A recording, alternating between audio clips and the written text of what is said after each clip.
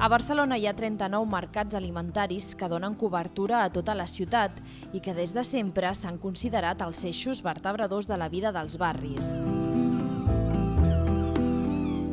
Per tal de posar-hi ordre i de millorar les condicions de salubritat dels aliments, durant el segle XIX es van cobrir els mercats que hi havia a les places de la ciutat.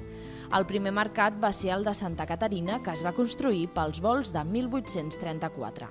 Originalment era un mercat molt senzill, era com un mercat amb encavallades de fusta només, molt senzill, amb un pati central i allà hi havia els venedors. Però reunia els venedors que abans estaven al carrer. Després hi ha una altra generació de mercats que comença amb el mercat del Born, que és els mercats metàl·lics, que comencen a partir de 1870 i pico. Després de la guerra hi haurà un altre model arquitectònic, que són aquests mercats més de la perifèria. Cada època s'ha caracteritzat per una arquitectura de mercat diferent, que ha definit la fisonomia final de la ciutat.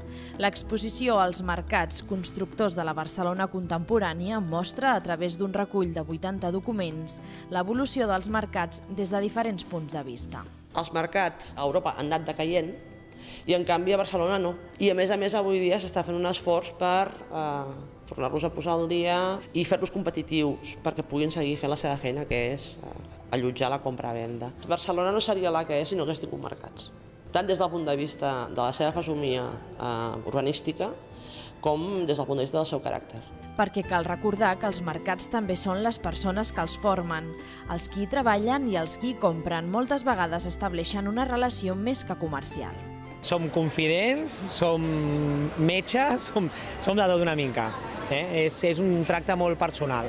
Ja et coneixen i ja tan sols dient el que vols, ja t'atenen de l'altra manera, vas a un supermercat d'aquests, un centre comercial, i és com que, ostres, ara què agafo, aquí pregunto, no hi ha ningú.